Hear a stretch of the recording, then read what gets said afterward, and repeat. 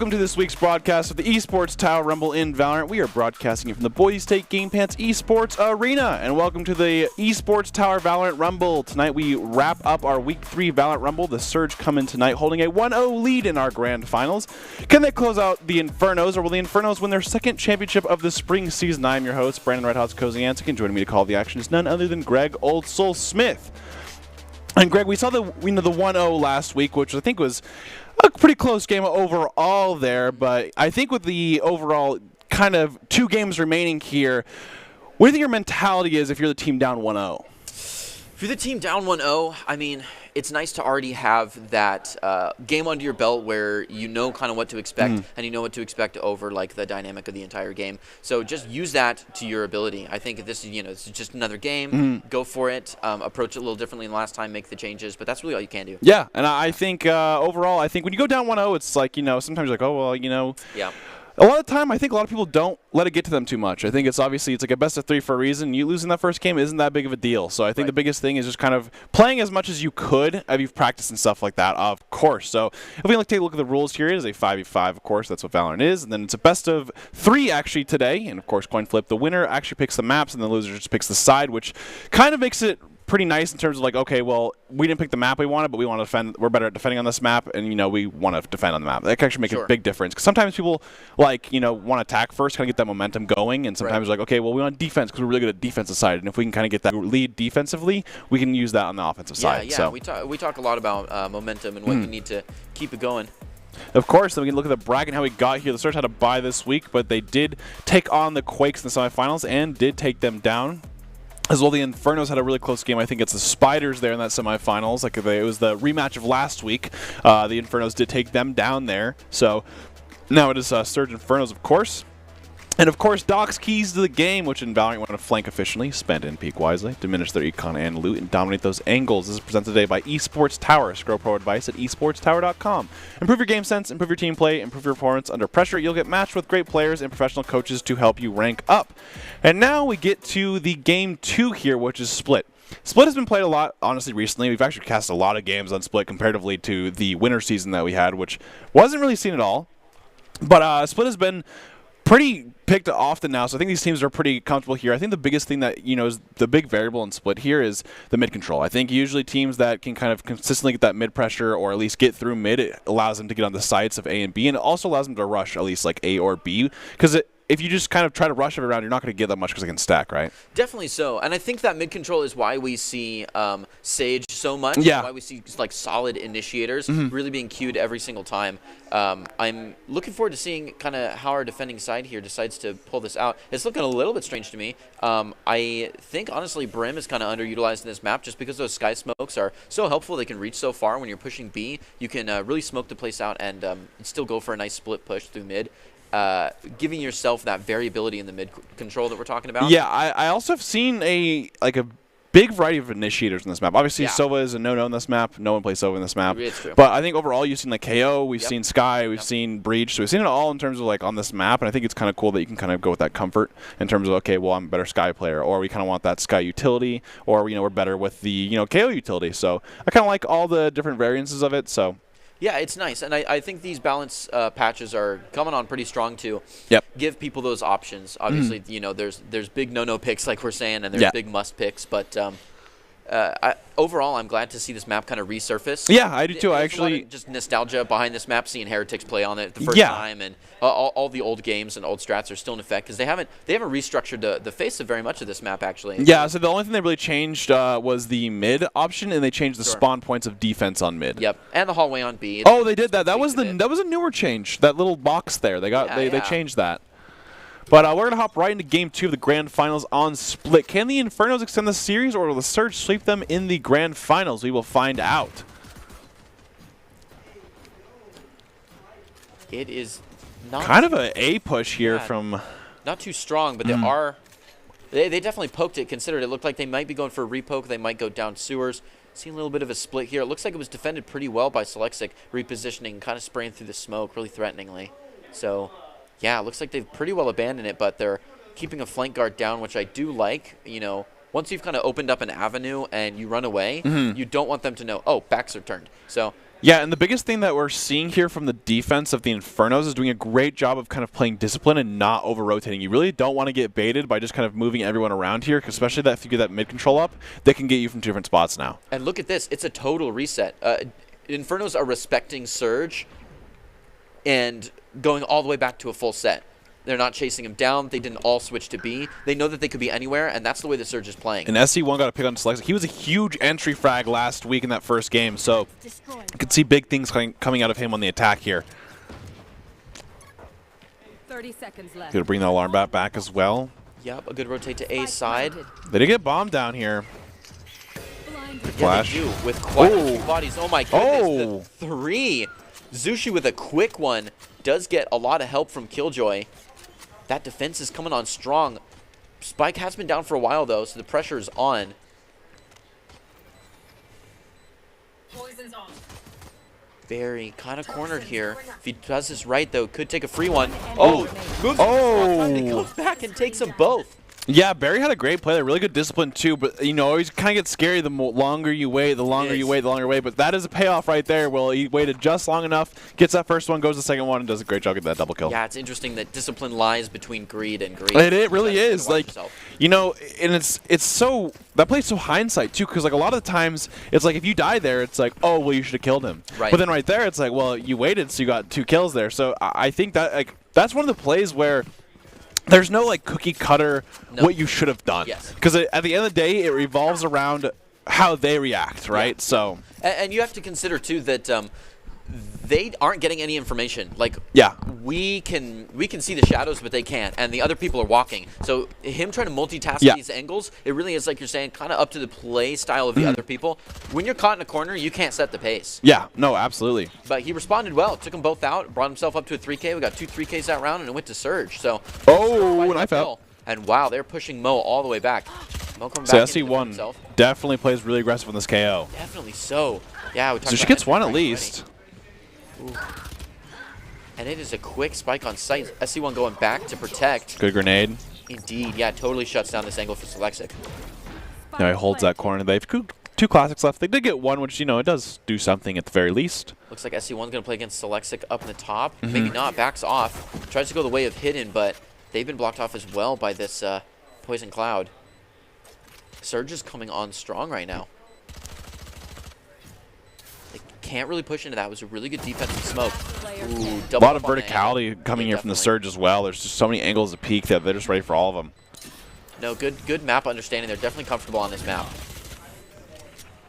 And the one thing, they didn't do this here, though, and I actually think that the Spectres are probably better on this map overall buying when you're attacking.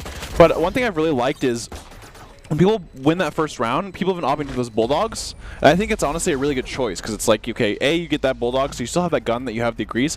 But if you do win that round, your bonus is actually a lot better. You can kind of hold those long angles with that Bulldog right click. You know, it's still a pretty powerful weapon, and this is one of those things that I do have, like, I've liked seeing, you know? Yeah. So they didn't do it there. I think it's obviously still situational on certain maps. Like certain maps it's better on, like Breeze, for example, probably a better map to do that on. Definitely. But I think it's just kind of a cool option to have where it's kind of like, okay, well, if we do win this, you know, that Bulldog is going to be pretty useful there. That's true, yeah. Keeping the mindset of playing a long-term game. Yeah.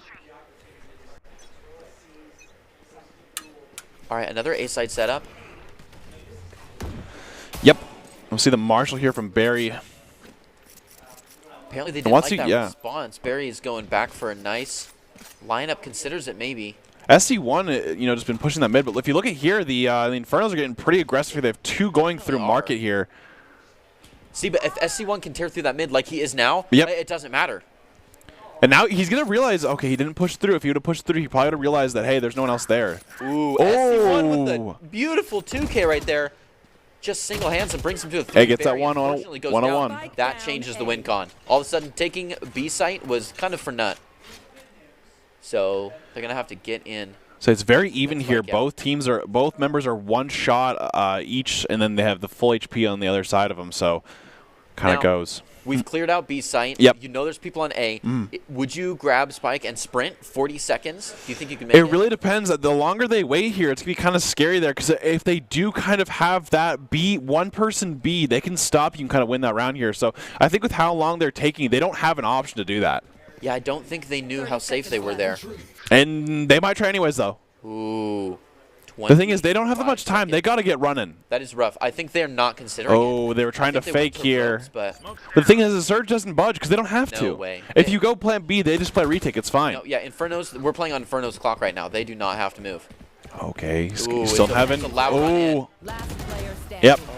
I'll say honestly, great job by Infernos there. Just the best thing they can do there is sit there. Yes. Because at the very least, if they go to B, they go and plant. Hey, okay, now we know they're planted B. Let's run together. Yes. Let's play retake together. Yep, and they froze as soon as that spike was down. Yeah. Because boom, you're playing on Inferno's clock. They've got to go in. They've got to meticulously check every angle. They've got to get it out, decide where they go, if Exactly. they want to fake or not. It overcomplicated the game for the Surge. Exactly. Infernos play that well. Yeah, I 100% agree. I think the Surge may have squeezed their way out if, when they were taking that site with those two people, they had watched two different angles. Yeah. But they were kind of all like head in and kind of got peeked in the back. I'll there. say Surge had a good try there. Oh, great pick by SC1. Once again, I think he has every first blood of this game. Oh, Zushi with a bad self-flash. Because he's Just trying to silenced. get He him got off so silenced. quick. Yeah. Yeah. Here comes SC1 really quick. Oh, does get him down though. A good spot. Zushi might actually take one out. Oh, of this. Viper Spit coming as well. Spike planted. Oh, and he gets the res. Great cross set up there. Oh. Gets one. Player Kid standing. doing well. Oh, Takes one great for smoke. spray through.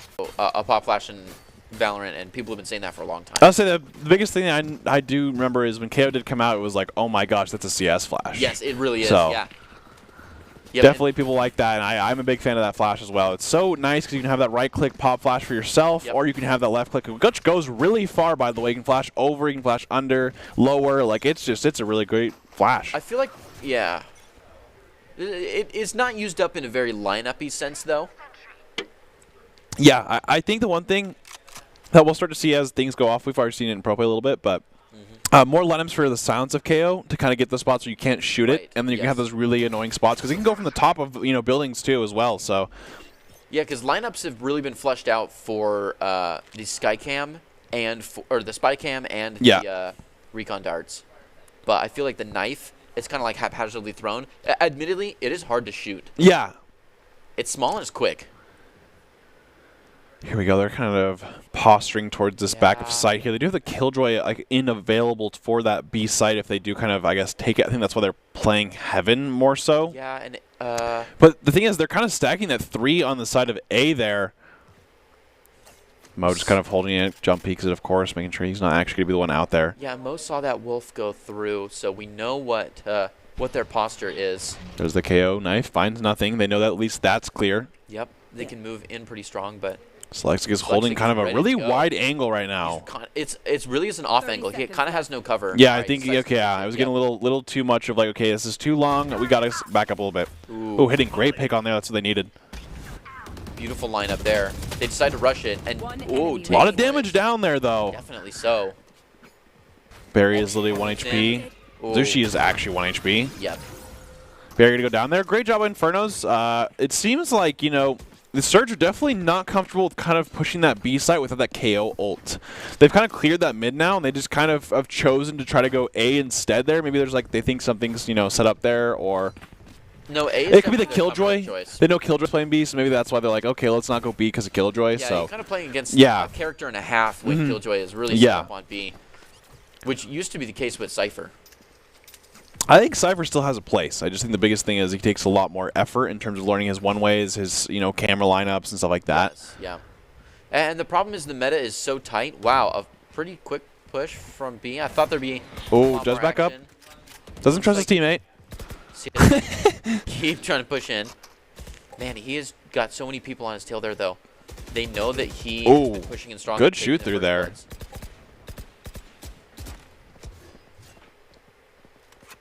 Sending the wolf after him. Does miss him. I don't think it saw him either. Yeah, a lot of times that's the last ditch. Oh, Ooh. SC1 just looking to clear this Oh. space. Get some a decent lot of off. damage. Definitely so. She will not. Oh, good nade too. Oh, he does. Yep. Ooh. Jet's really. Might not I'll check say the she's cycle, committing yeah. hard to bait that, and if you commit a little too much, it gets a little scary there because I think they could have just traded 1 for 1. Yeah. Happens. Their Oh. mind can kind of reset. Tom Bugos gets a pick right away, makes so he gets that that KJ ult, which makes me on site here. Oh, they didn't clear anything though. They just put it down and think that everyone's just gonna wipe away. Down B. I've seen that happen a little too often with KJ Yep. ults. Pushing too hard on a KJ ult. Oh. And yeah, I mean, that's just so close. You're having come down to a 1v1. I mean, when you put that KJ ult down, you just got to wait a little bit. Yeah, give it a little sec. I mean, it's in garage. They have to push all the way through the garage. They don't have anything to clear it. They don't have the Sova. They don't have the breach plume. So it's like, you just got to wait a little bit. And I've seen it happen so much where it's like, I put my KJ ult down. You have to leave right now. And it's like, oh, you're still here. Oh, there's still 6 seconds for you to leave. Like, yeah, right. So. It's not, especially when there's space in the back. Yeah. They can all kind of rush to corner and then like exactly. quadruple hold. And so, hey, they still won the round at the very end of the day, but at least I think they learned from it. They're probably like, okay, maybe we should wait for that. That was a little tight there. Ooh. Oh, the aggression on SC1 is huge. Taking out that first blood, and there's no follow-up. Selects you're crazy for that one. He's a frenzy there, just kind of holding that angle. That was a deep one to hold, so gets right out of there.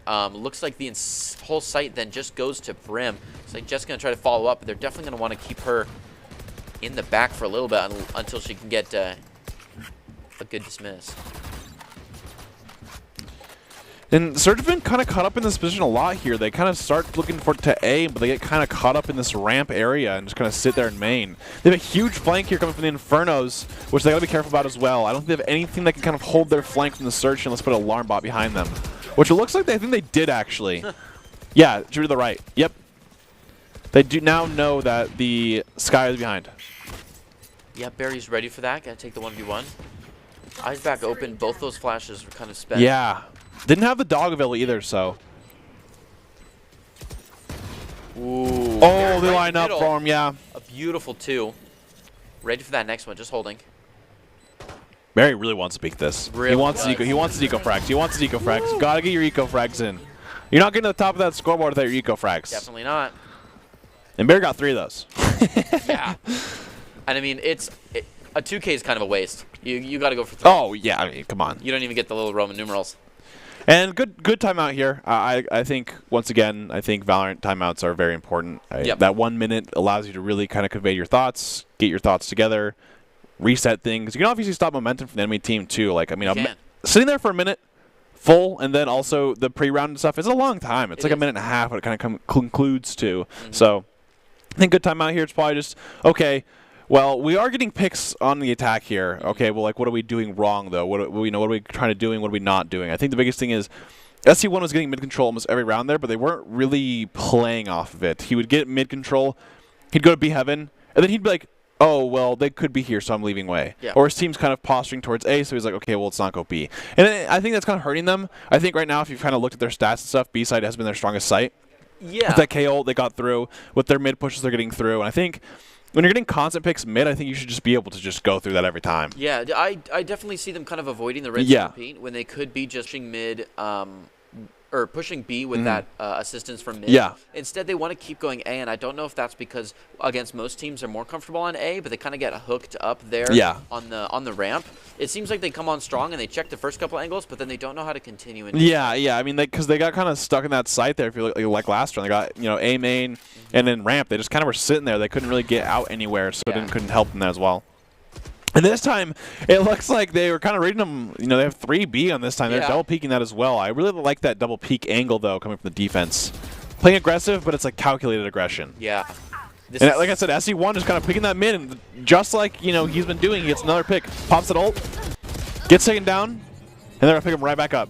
A nice delay. Oh, does get one.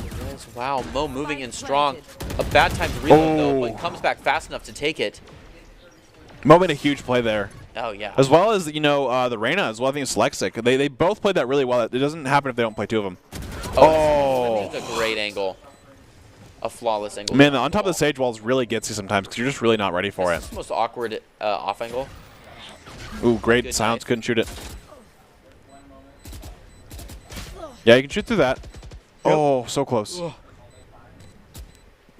Keep holding. Yeah, great job from Surge. Just get the sight. And that's what I'm talking about. They can get mid. It truly seems like Surge can get mid whenever they want. They can snap their fingers and then they're mid. They can, and here's the thing.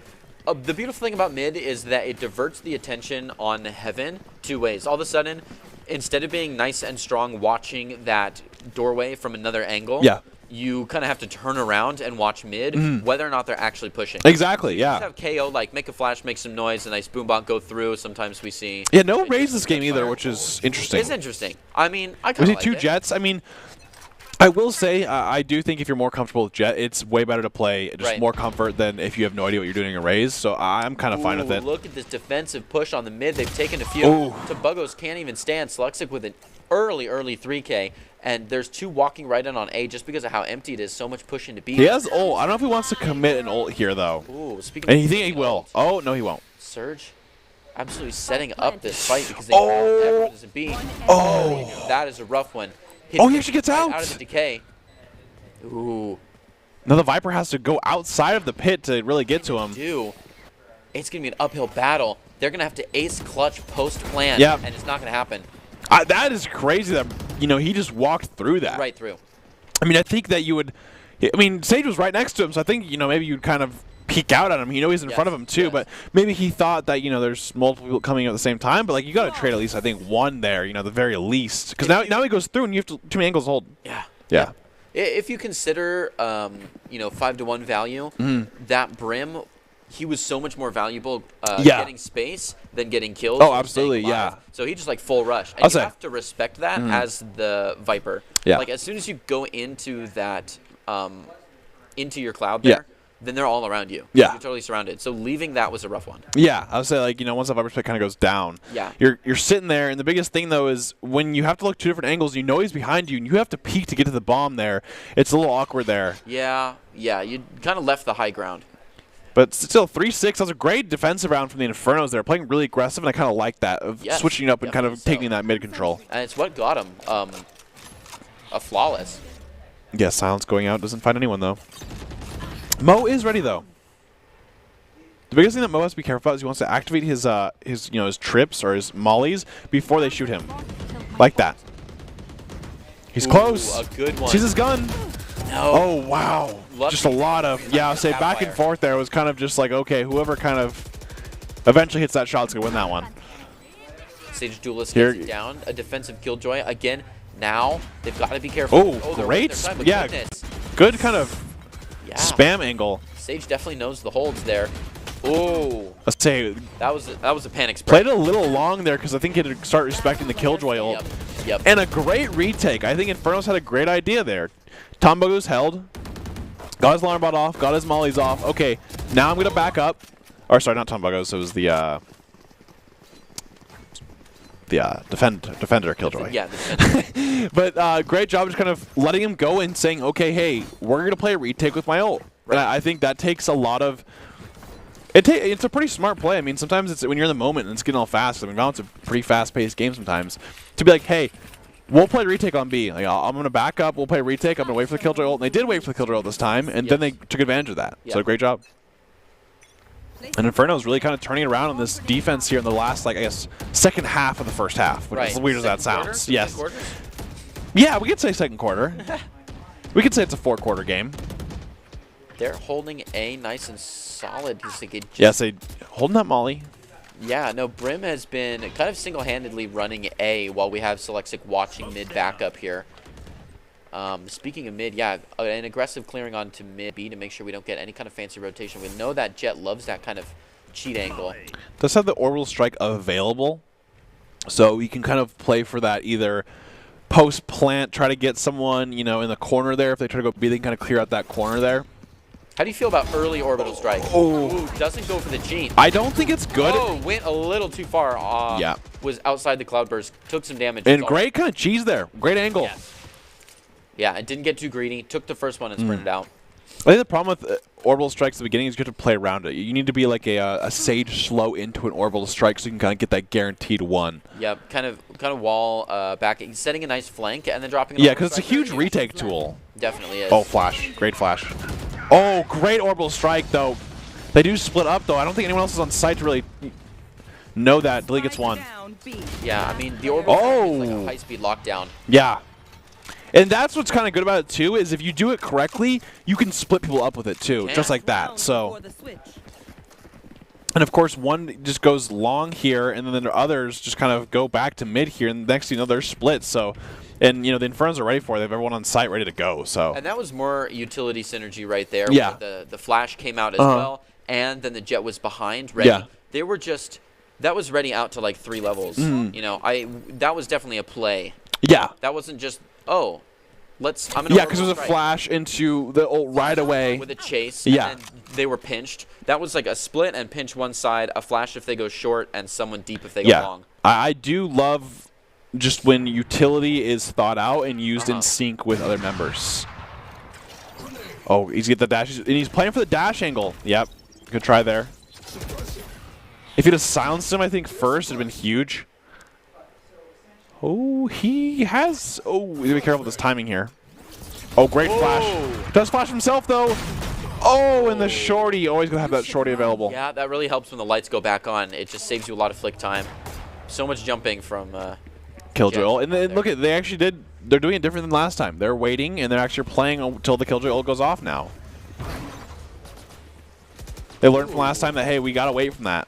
got it detained, so 10Z is gonna go try to hunt that out. Unfortunately, that wall comes up.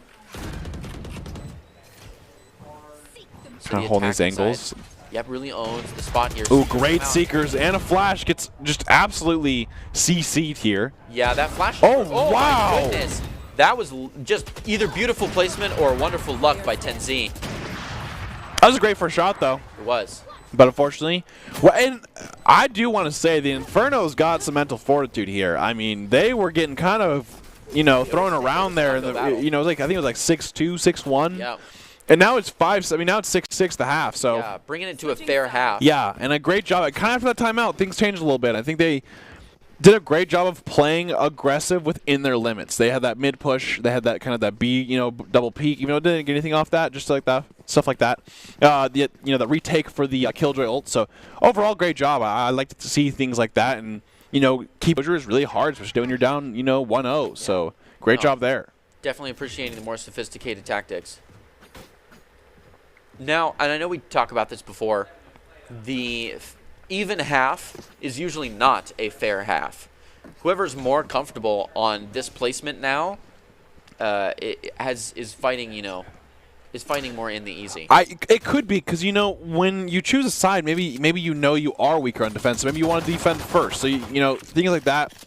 There's a lot of variables, I think. Definitely. So it really comes down to, you know, how much you're feeling it and stuff like that. Oh, great slow. Started to hard push this slow, but Does see the dog. with the follow up. Oh, actually gets him. Oh. Yeah. Sage's Duelist getting a little too far up there. It doesn't have a, you know, slow can get back and get a better angle there, but unfortunately does not.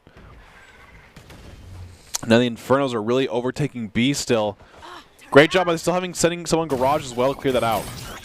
They know that someone's at least heaven now. And just doing a great job of kind of taking over site here. They still have someone mid as well. Spike planted. They definitely do. And Looks now like he's they're just gonna wrap leaving. back around. Great Yeah. job. Yeah, gets his one. Pack back and just together. pieces out of there. Yeah, get your one. And gotta get your one. Jet's on the.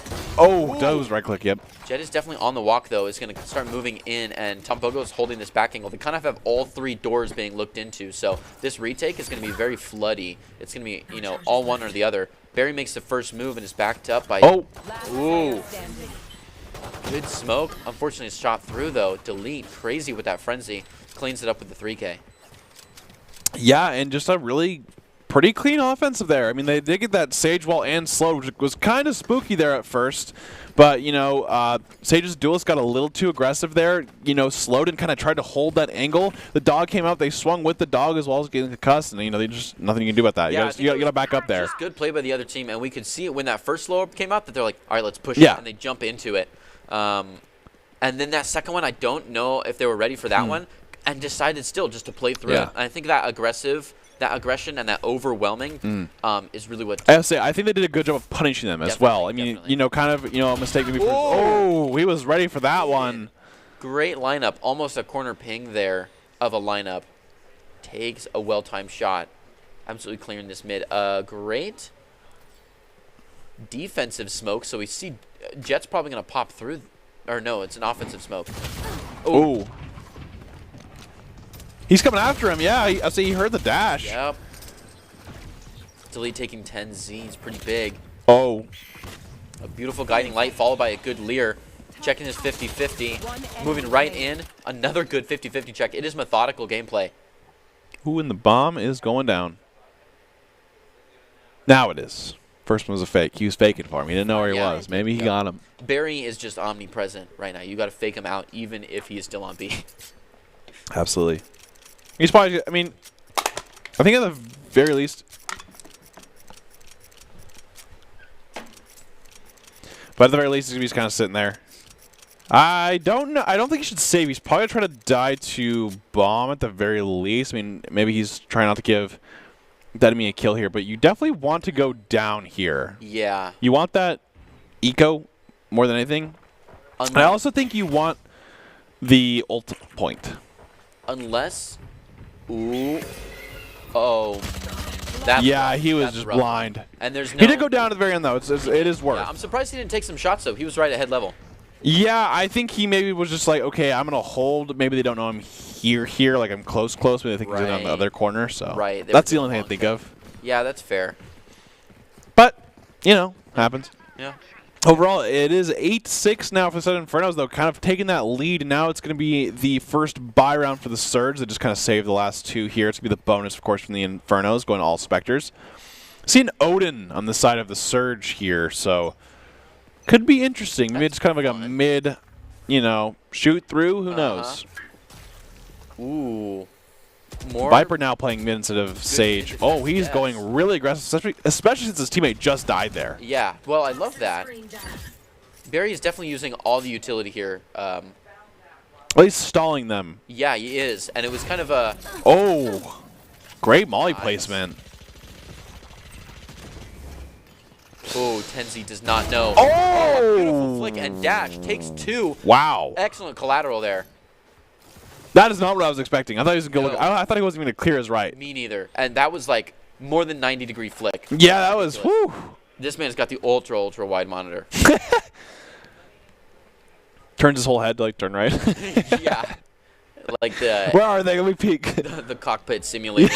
Like truck driving simulator. That's why I can't get behind ultra. I can't get behind ultra wides. I'm sorry. If you like it, that's you. Go for it. I can't. It's too much. Too long. You know what? I'm a 24-inch Andy till the day I die. Maybe 27 if I'm really going the yard. Really?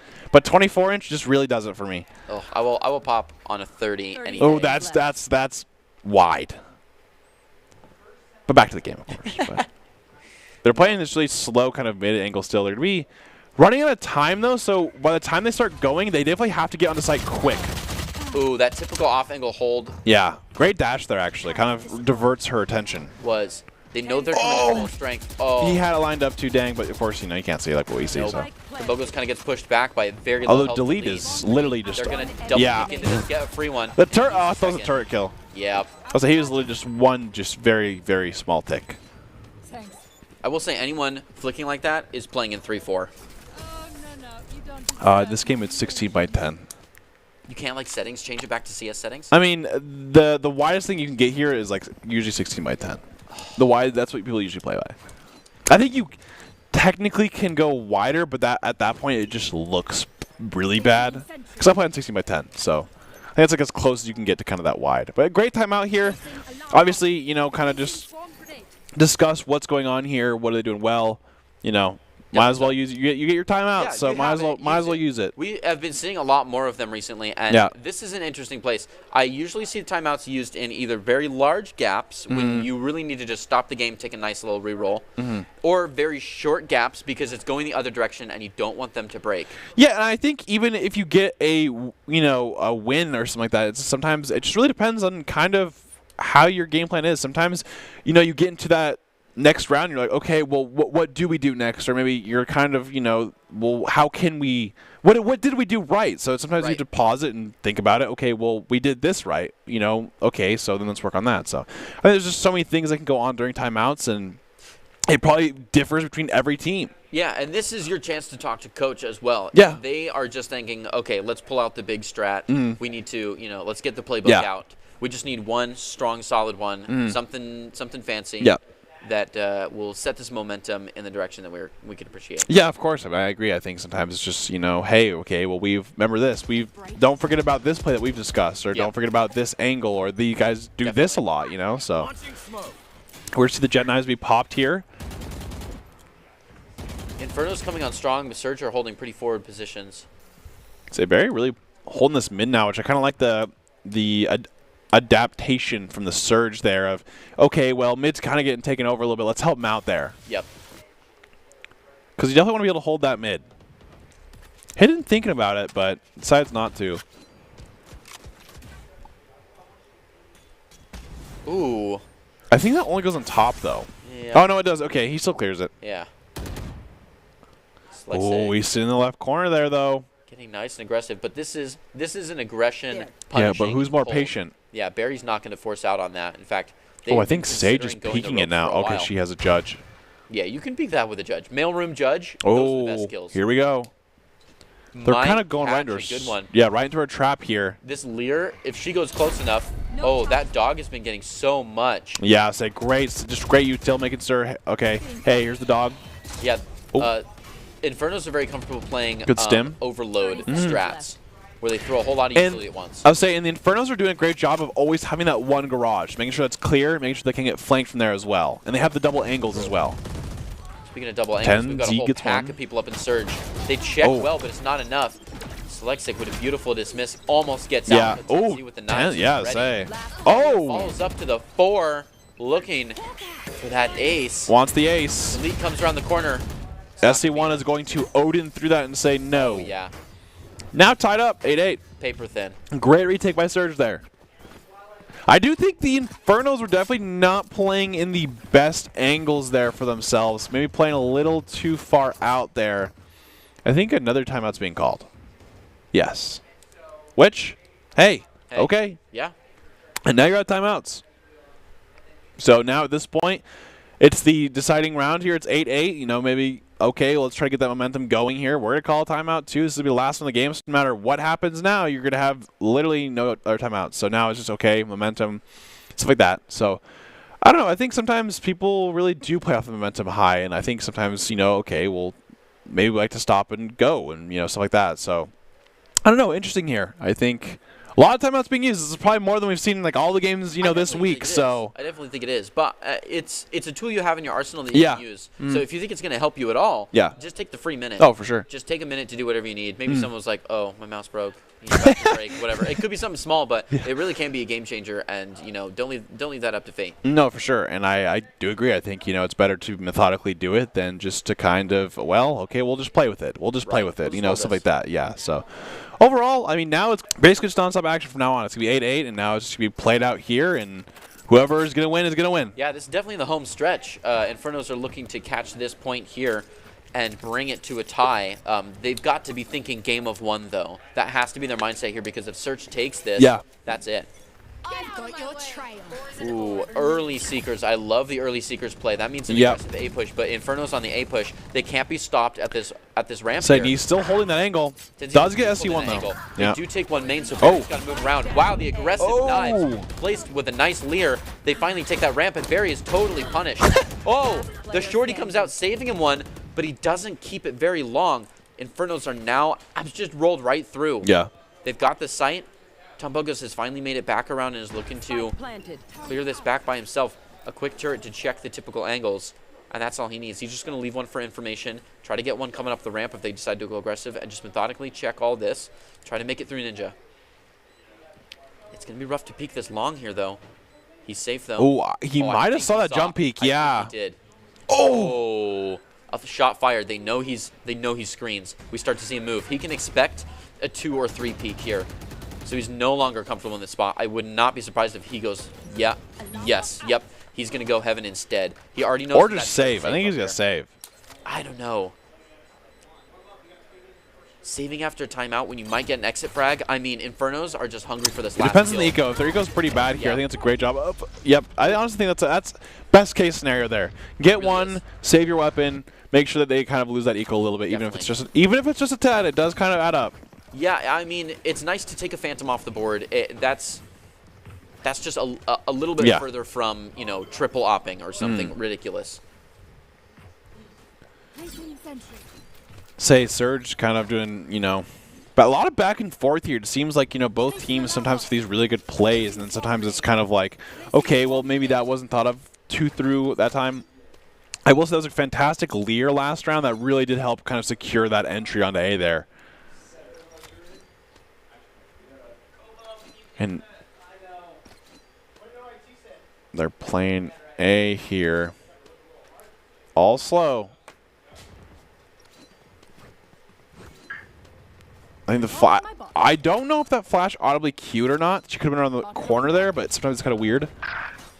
Really, Mo gets really another pick on outside here. SC1. Mo's getting a lot of entries here onto A, despite being that Killjoy. This is the push I wanted to see from Infernos. Oh. Everyone is still alive, but they're on site to move in with a nice wedge and own the place. Was really thinking about the ult there. Maybe decided.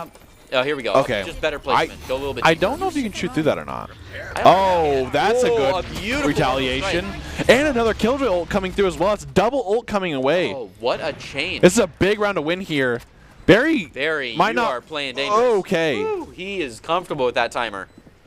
Tom Bugos got to move in now. Gotta be careful of hell there. They know where they're moving in, and that timer is ticking away. A beautiful molly placement. Inferno's Gets have it. just been funneling the surge. Last player standing. And now he just puts up time. Yeah, and there it is. Now, Infernos on that one just were playing the surge like puppets. They Yeah. totally controlled where they were standing. It was like, oh, you want an ult? Oh, well, we'll just milk you out of there because you can't force forward. And then once the thing was over, they knew they didn't have enough time to rush in and go long, but they forced them to anyways by with a quick molly on Ninja. And it's like everywhere Surge went, they kind of knocked themselves into a glass wall there. Yeah, and I think the biggest thing was the Infernos kind of predicted what was going to happen, or at least they set the place, or I guess they were getting ready for what they did. As soon as that ult was placed, they immediately orbital striked it, and they immediately countered with another Killjoy ult. I think that just means that they were very ready for that play. Yes. And they secured that round. Yeah, and a great response too. Yeah, absolutely. It looks like Surge is actually going to force here. We see like a Spectre and a Judge, and then an Operator as well. So holding that long. Ooh, they are tired of this hold here. Slexic is. Slexic, yeah. I think they're going to maybe wait for the. Oh, wow. Slexic holding that angle actually saved them there. Definitely did, because that was a distraction play through mid on the other side. And I've been appreciating that from him. I like that attempt though. That's a good play. Kind of okay, shoot some mid a little bit and have the Sage peek from where her wall is, because you're not gonna be turned around usually. Yes, definitely. No, it was a great pinch peek. Yep. EGB hidden. Gets that sight covered on the back. Puts one down right on the corner there. Decides to hang out back in this little pocket. No more ults on the board, but health is high for everyone. It's Tom Bugos versus the world. Coming up that ramp, he's got to play against quite a few people, but no, he's only got one peek at a time here if he stays shallow. Yep, and Mo just peeks that, and now it's 11-8. Ever since that timeout has happened, Infernos are just kind of going up here in the rounds. So, gonna take that, of course. And now they're kind of be posturing towards that A side, it seems like. Infernos have definitely kind of swapped it up a little bit, playing a little standard. Definitely incorporating that mid a little bit more now. And the biggest difference, obviously, is they have the Viper on the defense here, so kind of just holding that down.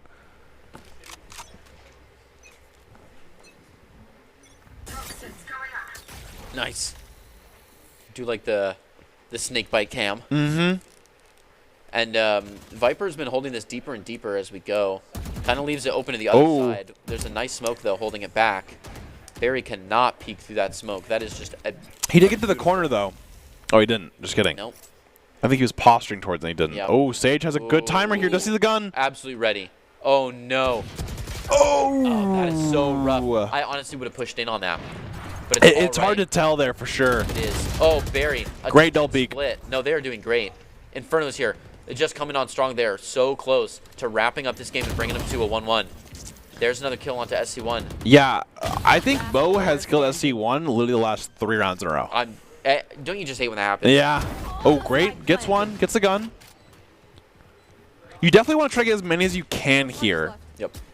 If 10Z does get one, it allows him to get knives next round and at least maybe potentially drop someone. If he dies, of course, after. Oh, well, deletes on that angle. And now it's 12-8. Jett has one off knives as well, so I don't think Surge's eco is looking too hot here. At the top of my head. We saw Judge last round, so... You do have to consider... Yeah, Barry has a shorty. Yeah, credit ramp up, but... They can buy him, he's like 1,600. Yeah, they're going to buy him a Spectre. It is 12-8 here for, you know, Inferno. This is game point for them now.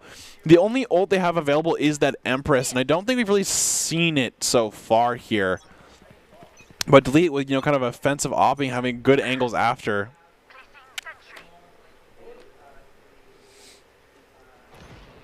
Ooh, they're waiting for that. They were definitely aware of what he's trying to do here. And SC1 is actually playing A site all by himself.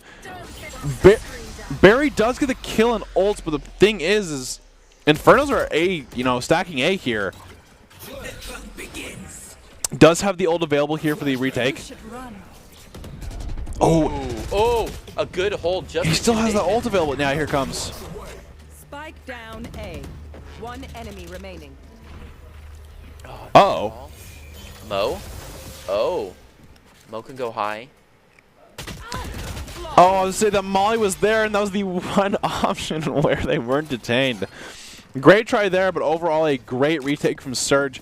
Infernos obviously didn't know that there was only one on site, though, so they really kind of postured it and played slow. Even though they heard the Viper ult mid, which I think can kind of tell them something at least of, okay, well, we're trying to hold that mid there. But did decide, okay, well, maybe we'll play a little slower, but just not being able to commit there really cost them a lot. So, you know, Surge get around they needed. Of course, Infernos have more than enough econ here, so they can kind of just get ready to go again.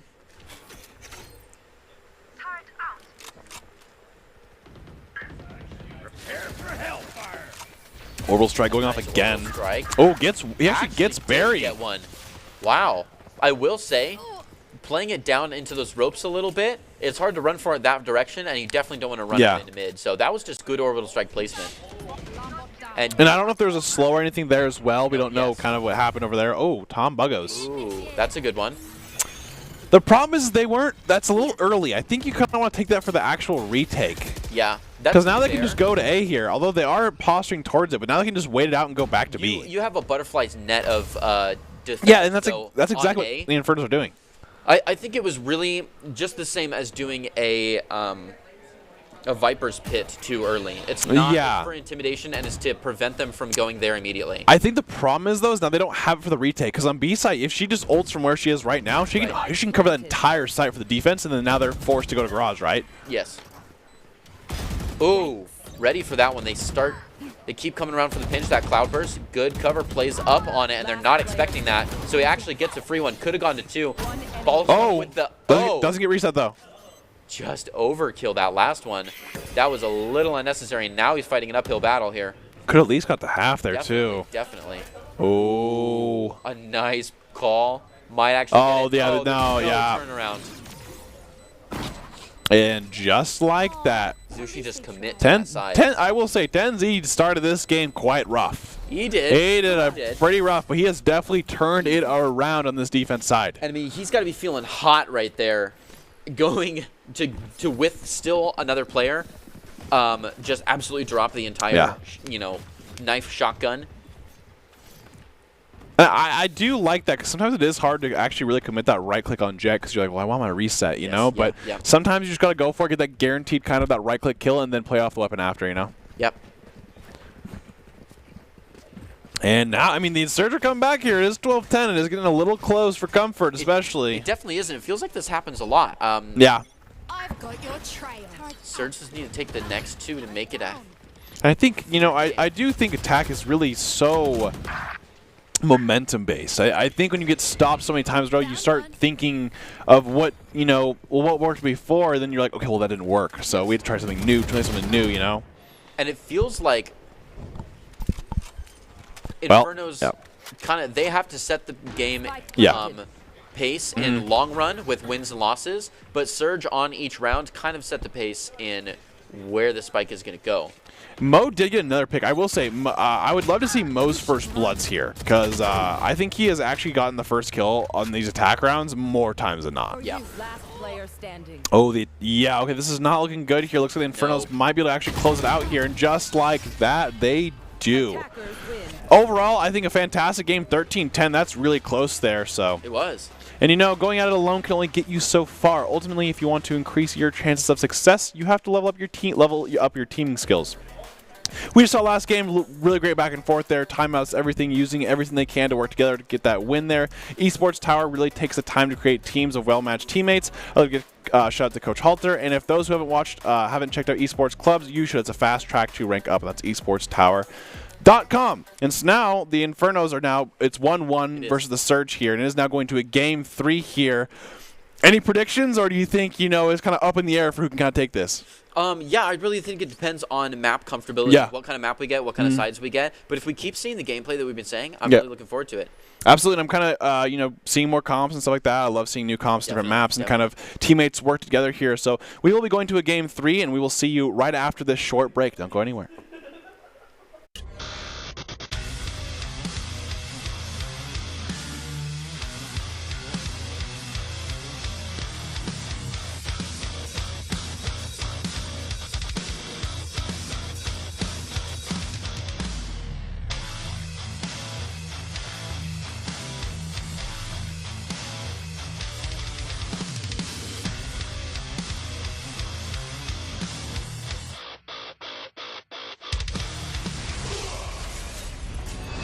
Visit NationalGuard.com to begin your guard adventure.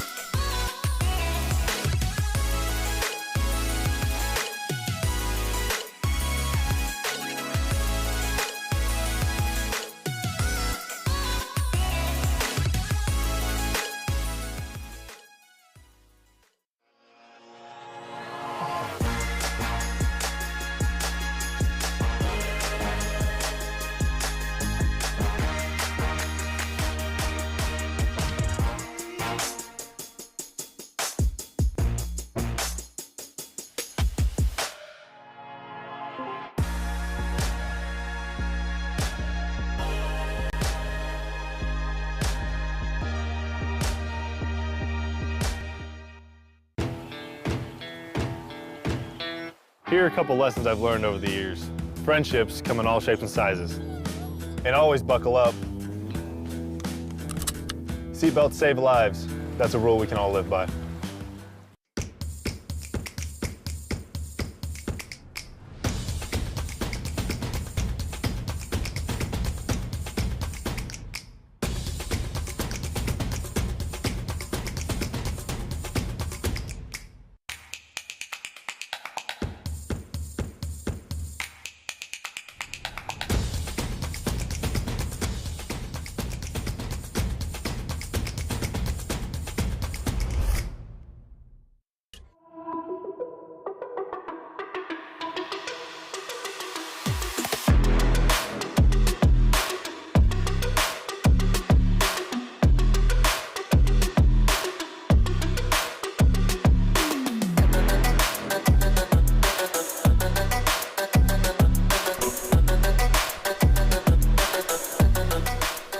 Welcome back to this week's broadcast of the Esports Tower Rumble in Valorant. We are broadcasting from the Boise State Game Pants Esports Arena, and welcome to the Esports Tower Rumble Week 3. Everything is on the line now for the Infernos and the Surge in the Week 3. The Infernos won the last game, so now going to a Game 3, and it's going to be on Haven, which is one of our favorite maps, of course. And I am your host, Brandon Red Hot Koziancic. Joining me today, of course, is none other than Greg Old Soul Smith. And the one thing I do love about Haven the most, Greg, is team comps. We have seen so many different team comps, and so many different players are comfortable with a lot of different agents. I think Sova's a good one, obviously. I've seen Brimstone, see a lot of really great Omen plays, you know, the Killjoy, everything you can think of. And kind of what do you want to see, and, you know, kind of what do you think is going to happen on this Haven map? I would love to see something absolutely outlandish. Yeah. I would love to see a lot of good Omen plays, a lot of good Sky plays. Yeah. I think that we're going to see Jet. Oh, yeah. I think we're going to see Chamber. I think we're Chamber, gonna see yeah, Solo. true.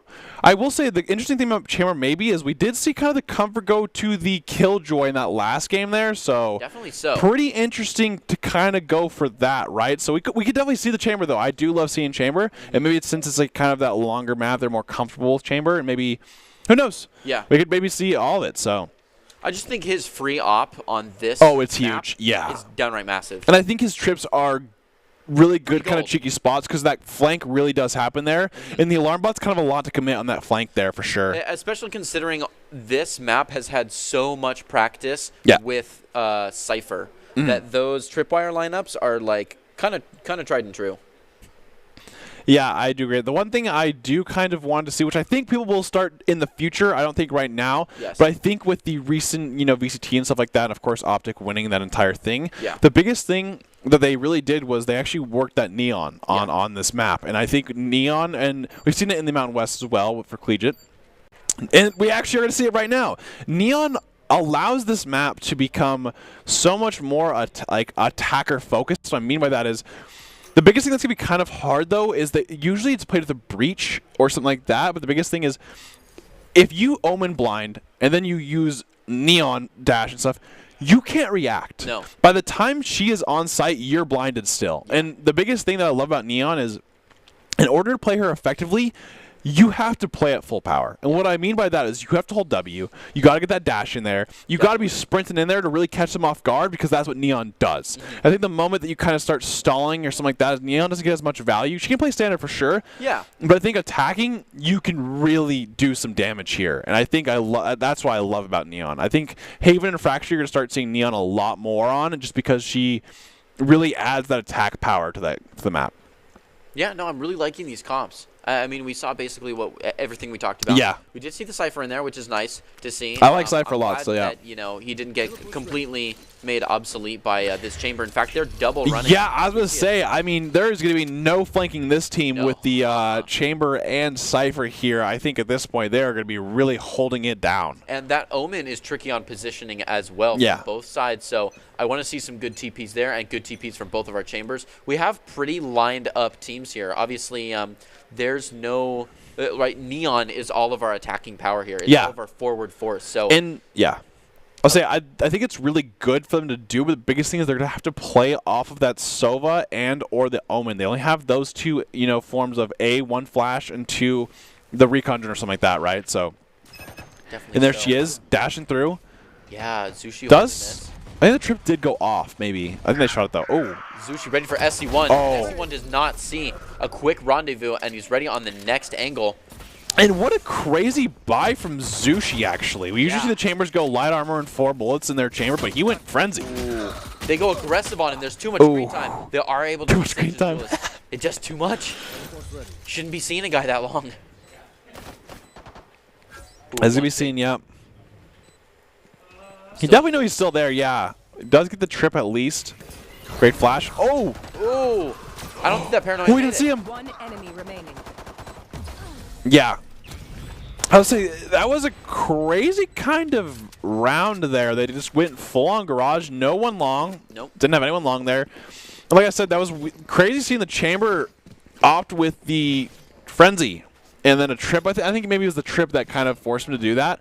But he said mostly you just kind of see the standard of, okay, I'm going to buy light armor. I'm going to buy 4 bullets my sheriff because I can kind of hold that long angle. Yep. But he decided to play on top of that box. Did get one, but unfortunately once you kind of TP out of there, they get that sight there. And, you know, Sir did a great job of kind of taking that sight and holding that sight. It's a lot easier, you know, said than done than actually play post-plant well. Definitely so.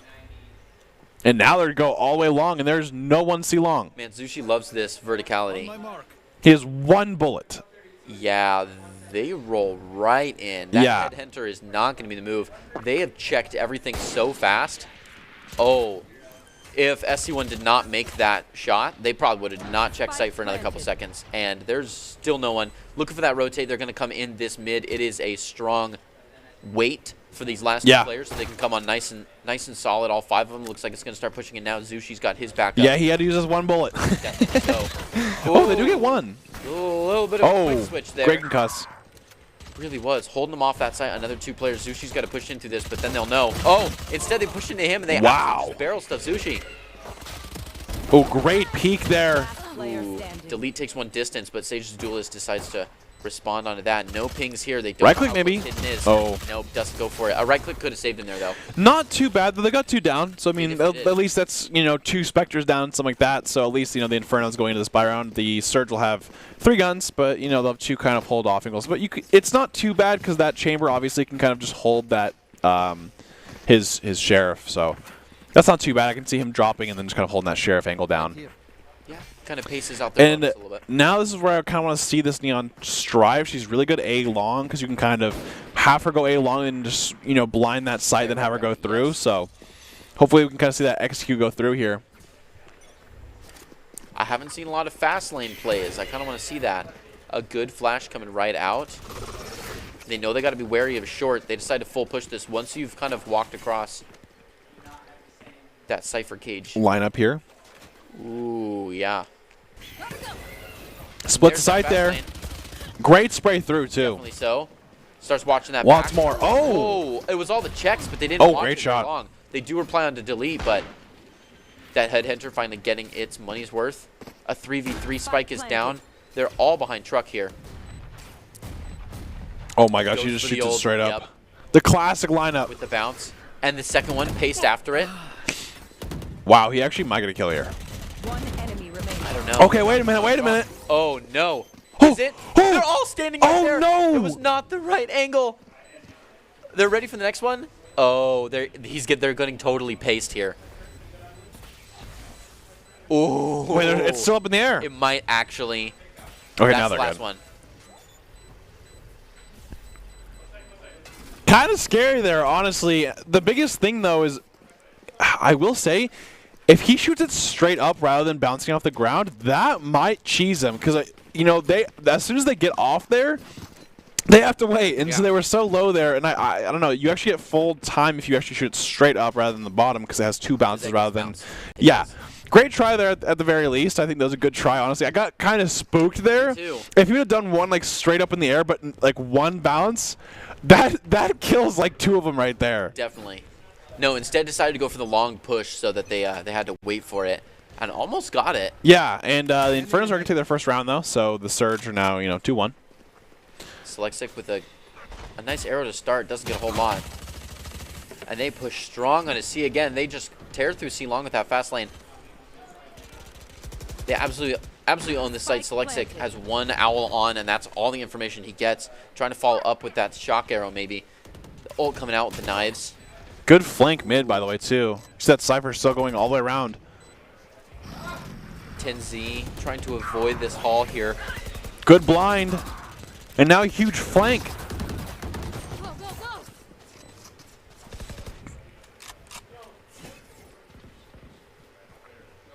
I think Inferno's utility could be synergized a little better. Ooh. Delete.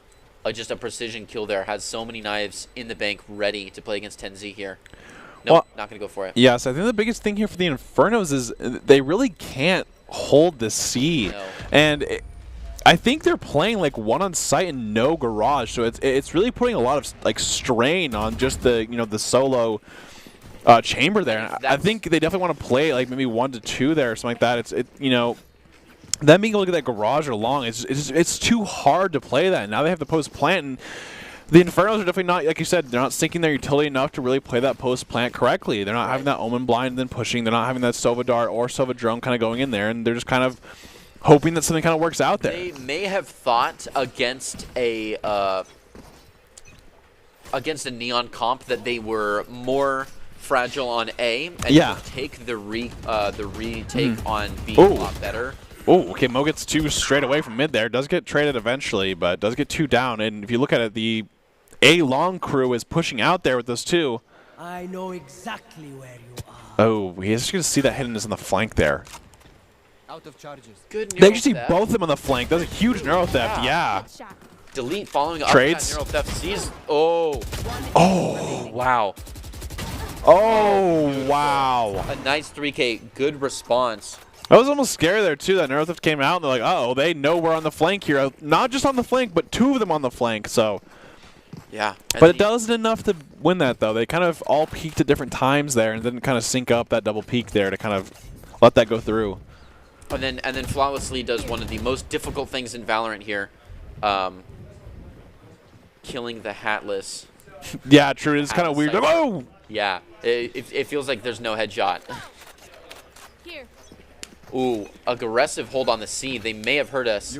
They might be going for a flank here. Oh, gets one right away. Yeah, Huge pick. One from A. Selectsic down. Oh, he's They solo know they can playing A. walk right in. Oh, C.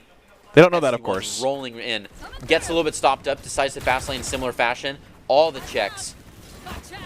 Ooh. Yeah, it is kind of hard for Neon to do that. Sometimes if you throw your concuss like at the ground of the first one, it's actually going to stun you a lot more times than you think. Even when you're sprinting, if you throw it ahead of you, too.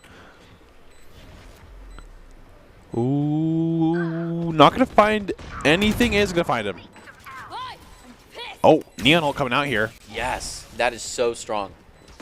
Last player standing. Gets that first one. Might Zapped. see it. Yeah. Ooh.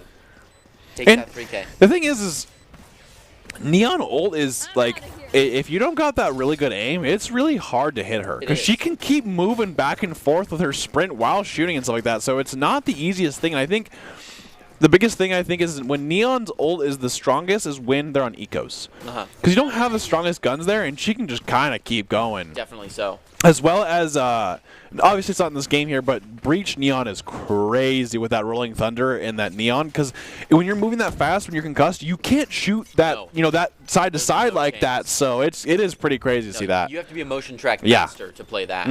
Another strong C push here. They know waiting for the dart. them. The dart might not see. Oh, the Neon actually did kind of wall that off. It was a little to the side. Now, admittedly, if it was right in the middle, that would have been pretty strong. But it's all right. There wasn't anyone there to begin with. So, got the Oh, that Sova out. dart doesn't really get too much either. Oh, does. One Oh, enemy so remaining. close. Spike down. C. Yeah, I just don't think they're as comfortable on this site, either team, because that synergized. Yeah, if that dart's right side there, it's a completely different round, honestly. And even just throwing that dart against the back of Tetris there to see who's there is a good play. Yeah. But Jet was already there. You could have been like, Jet, how's it look? Instead of wasting a dart. Yeah, so wasting both. time. Yeah, both darts were kind of not really the places they needed to be there. And all Oh, the players are 1v1. playing Oh, very he's strong. looking. Oh, he does find him though. Does change the He eyes. just had the Neuro Theft, but I don't think he has enough. It was too long. And Yeah. Lowe's gonna go for the Look at cheat his camera spot. Ooh. Oh. Oh no. Okay, that is a good call for both players here. Oh, I think he saw his gun. I think he saw his gun. You copies are nothing. Yeah, so you can't be too slow when you're peeking out of smokes like that, because then they see your gun, and then now it's just over. Especially when you have a pistol. You just got. I think you just got to commit somewhere, of course. Hindsight, but I think the Searcher have the right idea with the Neon here. I guess I think there's probably maybe a newer concept to them or something like that, where it's like, hey, you just gotta dart that other side, and then it's fine, because then I can see everything. And it's like they understand, hey, someone needs to do something to check the back there and let us have a good entry. And I think both of them said, hey, I'm in initiator position. I can check the back. Yeah. Oh. The communication's not there. They're all playing strong individual games. She got a pick as well onto Duelist. Saves Duelist right away. And that. Oh, he's got to be kind of careful. Okay. That early game tour de force has been coming pretty strong. That's 2 times now we've seen that. Saying, Neon can just kind of sprint through everything here. It really can. Oh, just like that. Oh, the positioning. Oh. Oh, good dash. Wow, kind of treats it like a dismiss almost. Although he doesn't have another slide again, though. That's his only one. True. Oh, Doesn't? does not see the left. Oh my god, I thought that was his, I didn't know which one was which at that point. I was like, was that just the other one? Yeah. Oh, great angle there. No one can trade there. Does have 3 bullets left of that tour de force still. It's such a tight angle. So comfortable with the tour de force. I like this too. Put it on your teleporter ready. Yep. Oh, great peek. Player standing. Probably should have moved after that peak, but it was beautiful. Catches one. Barry and 10Z sweeping up. A good response to that first fire, too. Because our man in hell was not ready to Ooh, and a follow up on timeout that. going out here.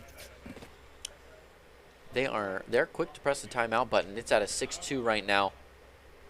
I mean, it's probably at this point. Let's say nerves are running. It's you know 1-1 here. Now it's like, okay, well we're down 2-6 here. We're gonna be a little careful. So definitely want to make sure you get a little bit more rounds here in this first half because it is attack here. So although honestly, actually the whatchamacallit, I think it's the Infernos are attacking right now. Yeah. But they are pretty defense sided too. They have that Cypher and that Chamber ready to go. So they do have to be kind of wary that it is 6-2, but they are a more defensive reliant comp. I mean, yes, they have this Neon, but at the end of the day, they still have Chamber and this Chamber, Sova, and whatchamacallit. Yeah. No. Cypher. That's what it is. I don't know why I think blanked. They are a defense team Yeah. that is kind of relying on their Neon to carry the offense. I think this is not their strong ground, and they know it. Yeah, so and the pace that they're holding is incredible. I think it's a great kind of adaptation. I think, being able to go, okay, well, we're going to commit to these double Sentinels of, Chamber and Cypher here.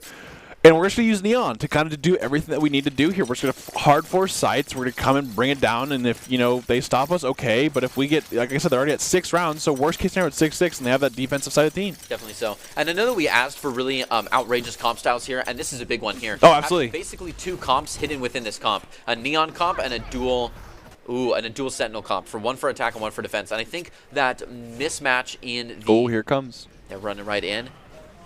Ooh, making the checks. Not all of them, though. Zushi does not get greedy. He takes the first free one. Doesn't have a rendezvous. Sets up, so he falls. Deletes, and Akamo, though, follow up for him. They absolutely corner this last man. There's only one left, and they know where he's at. Ooh, that dart missed a little bit. It was coming right for him, but it hit this corner. If it weren't for that smoke, Tambogos would be down. Oh, does get him, though. Paranoia. Great smoke, too. Good reply there with the Cypher Cage. Does not want to drop down in frwn of that. The Shark Dart actually doesn't get him either. Nope, everything's kind of reset now. Who's going to make the first utility? I'm expecting an arrow, but no. Oh. It was Delete who's going to find that third kill. Yeah, and that's just what the Infernos need. I mean, they need every round they can get here. And I think, the timeout probably helped them kind of figure out what they need to do and what they're kind of good or what they need to improve. So I think the biggest thing is every round that Inferno wins here is kind of like a point that they need for that defensive half. It is. Or for the offensive half. It is. I don't think Surge is comfortable with Neon. I think SC1 is for sure. I think he's definitely doing a great job. But I think the problem here is they can't pace up with him. Well, I think they can't. Yeah, they can't have that long range distance that the Breach can have. I mean, Breach can flash through walls. Breach can concuss from long ranges. I think the biggest thing that we've ever seen, and especially pro play, is whenever you see that Neon, you see the Breach to complement it. There's just no one watching SC1. Oh, oh, what a move! Counter. And SC1 Fury here. Yeah, working overtime, taking those extra 2 as well. Infernos have just been swamped here.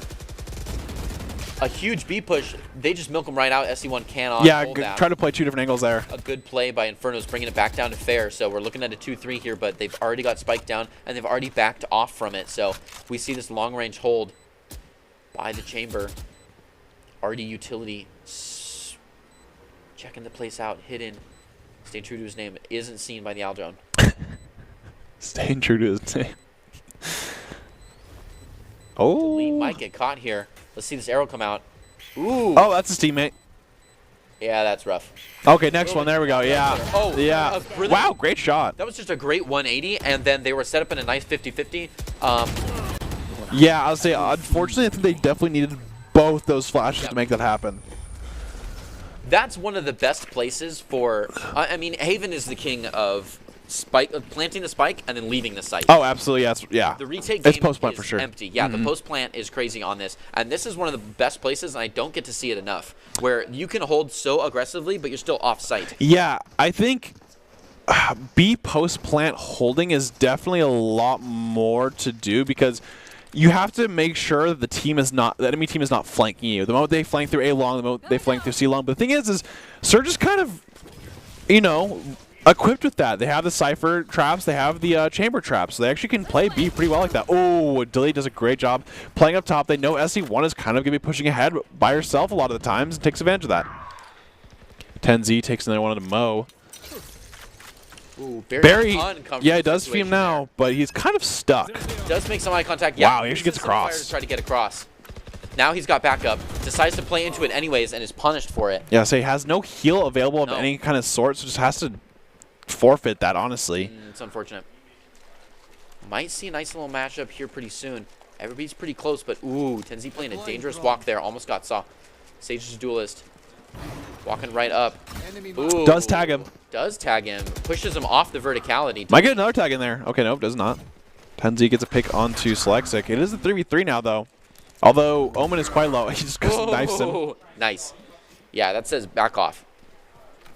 But the thing is, they're still actually committing to the C here. I think they maybe thought that, okay, well, even if they did stop us, you know, Sage's Duelist is already committing to that, so. They definitely are. And Oh, look at this, the judge. Ooh, this is going to be a rough one. They're not. Oh, it does good. Great trade, though. Great trade. Good trade indeed. Now Tenz. He's very low, though.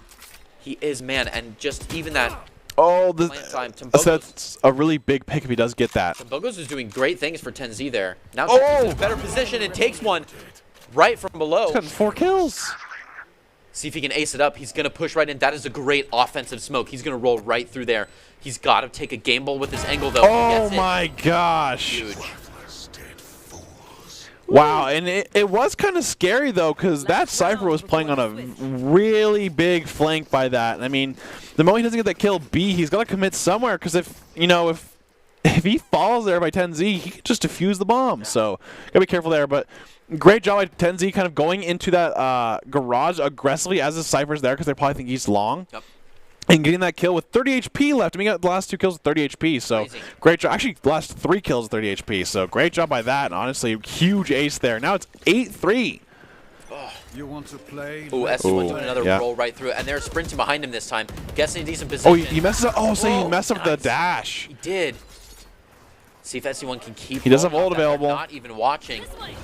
He's ready with the fast lane. He's got to check this left side this time. Wow, goes straight in for it. That is There's a a total teammate, change. Mo, just kind of honestly baiting him a little bit there. I mean, he could have probably killed him before he actually went down, but he just wasn't looking at that angle. Probably was little too scared of short there. One enemy remaining. That was much better neon play, I think. Oh, great shock. A Oh, good it doesn't hit him, actually. bounce. Oh, he doesn't know he's that shallow. Yeah. It actually didn't hit him at all. No, he was going deep hallway. He was ready like back in CT. Oh. So she's got good holds here, but there's no reason for them to push. They're playing on surge timer here. So Sushi's got to check health, doesn't check all of it. Oh, so he wasn't ready. In the reload, information's out though. So Oh, close. Wow, really close there. No, 9-3 attack there for Surge. I think it's looking pretty good for them on the defense here, having that, like I said, that we've kind of talked about here, that defensive-sided team. So I think what's going to happen here is the Infernos are going to have some really coordinated attacks. I think we're going to have to see some well-timed flashes from Sky, some good dog usage. I think we have to see some really good arrows and recons. Because without it, I think it's going to be really hard to attack. Speaking of good coordination, we saw this, even though that Neon did mess up the dash in the beginning. Yeah. Got the kill, played right up on the kill. That fast lane goes up, and every other time she's been running the fast lane, she's been sending the fast lane and then basically checking the site like normal, like you would standard, but in high speed, which is not the way to approach that. Yeah. And this time they did so much better. Instead of checking that close angle so you can then worry about the rest of the site, she dives in and lets them take the close angle, lets them take heaven, goes straight to taking space. It doesn't, now she wasn't able to watch her back though, so she dies, but that space on the 1v1 is totally worth it. Oh, we didn't see it, but look at that. Jets dashed on the site there. They cannot hold this. And they don't play into it. Barry is totally surrounded here, gets taken, and now they're comfortable playing against Sambogos, even though he's running right through, taking that bangable wall through. Oh. Got a shock dart kill there, too. Yeah, they walk right down on. Zushi, a good follow-up there, is not going to hold that. Sets up the rendezvous. Ooh, is ready on 2 different angles here. Tumbogos has to watch both. And Zushi could be at either still. He can still change to either angle there. This is a rough. Search hasn't even tapped it yet. No. Goes in for the tap. Okay, now he knows exactly where he is. He's made the noise. He knows where he is, but he has a great rendezvous to it. He hears him, yeah. Yep. Oh, he's just going to hold it. Oh, he's going to go full. Oh, honestly, unreal. that is really smart game sense. Either it's either Tom Buggos who knows it or his teammate who knows it. Hey, Chamber has a frenzy. Just play the long angle. Yeah. And that's really good intuition. Like I said, I really don't understand why you're buying a frenzy on Chamber. I'm going to be honest here. I think it's you're not using your agent to your full potential here. You should have those long angles with that 4 bolts in the Sheriff and have your armor. The armor's huge. I don't know. I think it adds a lot of versatility, especially considering that you could be watching a far angle. You could do the rendezvous and then switch to the Sheriff or switch to the frenzy. The thing is, you can't have enough for that. You have like 1 bullet there if you do that. Actually, you have no bullets there if you. I think because he's getting trap as well. So the problem, I think, is, like, you know, like I said, he doesn't have light armor. Gets one pick. Oh, tries to run away, but great job. Just kind of peeks him. Ooh, Sage is very ready for this A. Oh, it's gonna hit at the same time. Yep. Oh, wow. Nice. And the bomb doesn't go down, actually, so they don't have to worry about time. They don't. The bug goes. Oh, the bomb did go down, actually. He must have barely got it down. Yeah, but they're just absolutely swarming these last. Oh, wow. That was kind of a blunder there by Surge. Didn't really get him down. He was so low, too. They just missed so many bullets there. Kind of panicked almost a little bit. No, I thought they had that one for sure. That was a great lineup by Sage's Duelist, too, taking down that Oh, Omen. yeah. That was huge. We love seeing that. Unfortunately, that will go away soon. Well, not fully, actually. If you do hit both them in the same spot, you can still kill people, but the Shock Darts nerfs will be coming soon. Just know that. Oh, no. Next patch. Tragedy. Next patch. I hate it when they nerf the OG lineup. I mean, it'll still, like I said, it'll still work in the center. If you hit both in the center, it'll still do enough, but it'll be 75 each, I think, now.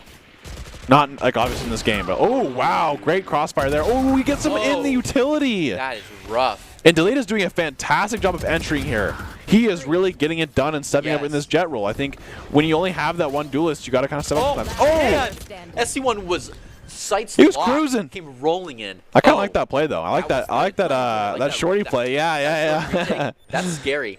That was scary, but did get punished. They do pull off of that spike quick enough to heads up, and 10Z does not. Flawless from the Infernos for that buy. That's huge. That's Vandals and Phantoms now losing a single soul. Ooh, Delete already ready. Just getting pumped up. Oh, actually, no. They bought that was just a hero Vandal from Delete there. Vandal takes one. Yeah, so that's a great timeout. Moves right in, checks the far, wraps around to the back. Say Barry. I think that's the Surge.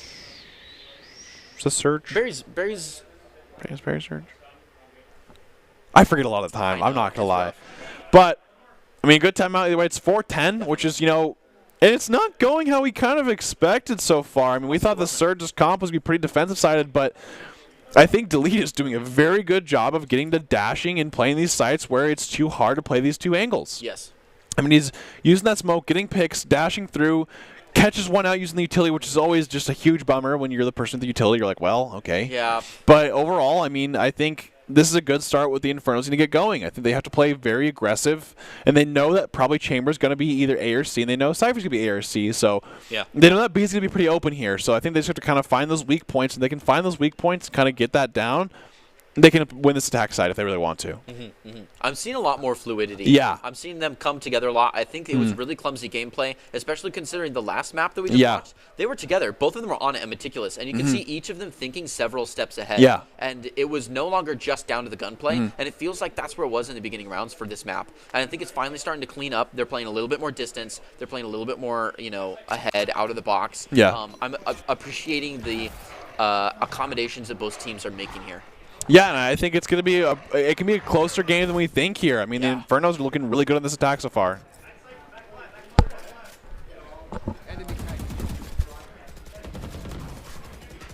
Tombogos gets a pick onto Zushi right away here, though. And they do have this A site. Once again, like I said, the Infernos are really just taking these sites. Neon Wall actually does a lot more damage than people think it does. Like, Hidden just accidentally just took like 30 damage there, plus. Ooh. Good try. Oh, a lot of damage, actually. It definitely was. And the Cypher, who was on site, is still alive here out of everyone. Yeah. Oh, he doesn't. I don't know if he tags him or not, though. Don't think he does, but it's good enough information. Really good smoke. Because he can't jump down, he'll take a lot of damage here. Oh, yeah, yes. Hey, selecting new. Okay, if he's going to jump down, he's jumping to this one spot, or else he might die. Yep. Great. I mean, Infernos are just doing a really good job. I mean, it seems like the Surge can't hold them back. I mean, the Infernos are literally rushing these guys. It's not even like they're playing slow and getting picks. They're just going in. And like I said, it's kind of interesting to me that the Cypher's playing a side, but he was the last one alive. So kind of weird. I don't know what happened there. Maybe just kind of trying to get a utility or something like that. But that push there. Yeah. Well, we'll see. I mean, I think the biggest thing now is Surge has to figure out a way to stop this attack. In great flash first corner, can't hold that angle. They are going to play overloaded A on the Surge. I'm sorry, C here from the Surge, though. Yep, starting out with that lineup that we've seen so many times. A good ping there. They decide not to play on it. I think Omen just fake TP'd them, so they actually are very aware of this flank now. Yes, very wary. The classic check spawn. It's a good ult too, honestly. Just knowing that they're not going to commit anywhere, but we're just going to ult somewhere, so they have to look behind everywhere now. Right. They did the run and walk back. And no, they did see Mo now though, so they know he's on site. Oh, Ooh, they've totally thinned out the site. So good it's blind. SC1 was the only one left. He's got a ditch. So he does have the ult. Just like that, the wall gets another kill. Wow. And he does have the ult, but he has 56 HP, so I don't think he's going to use it at all here. SC1 can't follow up on that Spike planted. kill. He's got to play for himself now. He feels so solo. He's going to go back with his team here. It's a full 3-man push from the back. Oh, he saw him, but he couldn't tag him. Taken instantly. Gonna get some info. They start pushing up. They don't double peek, but it's they don't even need to. Yeah, so Naruto is up, but it's like you can't really do anything, and no one actually really died there anyways, so you just gotta save it and go for the next one. And the Infernos are on like I think a 3 or 4 win streak here, and I think the Surge are now starting to feel a little bit of the heat here. We already see the tour de force, and he's gonna set up. It looks like he's kind of setting up towards that seaside, but he's gonna peek that garage and hold that angle here. At this point, I don't know, the Surge are kind of really trying to just get one hold. I just think this is going to get one round kind of going here, and Tomagos has 20 kills in the Cypher. Really trying his best here. Oh, he does the tour de force, but Hidden is... Is that the rendezvous or is that a shorty? He has a shorty, but he has his ult as well. The tour de force is active. Right.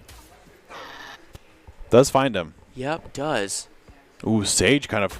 peeking. Sees two, can't get the collateral. Oh, Say almost got the timing there. They were lined up. You look, Surge 2 down already here. Tenzi has to follow up on that. He knows they're already in. It's a good smoke. I think he hears now. Yep. Yeah. Oh, has to defend against the Seekers. Great try, just keep shooting. Uh-huh. Doesn't know if he's in or not yet. Tenzi keeps moving in on that. Has 5 bullets left. Oh, does get the Phantom though. Planted. Yeah, that's a good change. Chamber is flanking mid though. He's gonna come garage. They're not even ready for this. Not even looking at him. No, they weren't. And this double peek was huge. Oh, the timing. Wow. Just on top of it. Oh. Hidden with it. Ooh. So fast. Yeah, that third one was a big flick there. Man, I will say that flank into garage was so unlucky there. I mean, was very unlucky. He pulls out his knife for some reason. I don't know why he had that. He was really close anyways. You can just kind of peek it with, like right here. I don't know why he'd go with the knife there. Because his flick was pretty good. Yeah, I mean right here though, great shot by hitting that third shot. Just boom, he's ready for that. And really fumbled back there. I mean, obviously he didn't know that they weren't looking at him, but having the knife out after that by thinking, okay, no reason they can come through that, just really, really unfortunate. But just like that, the Infernos are 2 away from tying it up here. And if they do get to that 10, it's going to be... They need to take a round off the Infernos here to stop this momentum. Hunter's Fury coming out here. Oh, and just ready for it. Huge flank here for Delete. Oh. Delete has a beautiful chance here. Gives away some noise, so they're already checking him in the Sova here. Not going to find. Delete keeps watching for Tenzi. Decides to go a little aggressive. Tenzi not quite ready for it. Gets double peeked and goes down to Dyslexic. I mean, the Infernos are really taking advantage of this B site now. I mean, they know, okay, well, their strong spots are probably going to be A and C. Let's just run it there. Delete goes into B, finds literally no resistance until, you know, SC1 at the Neon tries to dash in front of him, but he's already ready for it. He's already on site. I mean, you can't really stop him there. And I don't know, it seems like the biggest thing here is Surge just needs to really avoid that first pick. It seems like no matter what round it is, someone's dying first on the tide of Surge. I think you can't allow that to happen. We have a nice AC rendezvous set up here. Smoke's coming out here. And Barry not really playing an angle, just kind of sitting in this back spot here. Kind of waiting. It has gotten him before. Oh, he's going to tag him. I mean, they know exactly where he is. They do, and he's not moving. And they'll hear the rendezvous if they, you know. They would, but he could have walked, especially with that wall up. Great sprays, though. Great sprays. Good. Doesn't actually do any damage, I think. They may consider a swap. They might also do... Oh, yeah, they're definitely. Hidden coming in nice and strong, but they're ready for him. They're already waiting. RD utility coming out on grass. Hidden's been tagged. Oh, wow. I'll say the door wasn't... You know, honestly, the door not being broken definitely worked out in Hidden's favor there. Yes. And this is so far just the most even round that Surge can ask for right now. Does have the lineup maybe? No, just has a great dart. Has Hunter's Fury available though. Maybe could have Hunter's Fury right there for the bomb plant to get at least one tag there. We haven't seen anything other than default. Oh, Looks like does tag one though. Does jump up. Ooh. Oh. So close. Retake coming in here. Tenzi gets one pick, now 3v3. The double hell angle, they are just... Yeah, I think, you know, the Hunter's Fury definitely could have been the swayer of that round. I think, you know, I get he was trying to have that recon dart, but I think maybe if you kind of pop that ult, get that guaranteed one there, and then start looking around there, and then, you know, play the recon with your team so you can all kind of go in there, but that's hindsight, of course. Yeah. The thing was, is just, you know, Inferno's, it's a 10-10 now, and then the Surge don't have their timeout. I think I could definitely see the Inferno kind of taking this away here. No, I think that Hunter's Fury definitely was a big pivotal point, especially considering that if you actually look at the activity feed, it's basically all 1-for-1s and people responding. Jet was literally, so getting that first one is what puts you on the uphill, what puts you on the offensive. Yeah, it doesn't seem this time, but he does know. I think he's backside there, though. Oh, shock dart. That's a good cage. Don't think it hit him, though. Yeah, it didn't.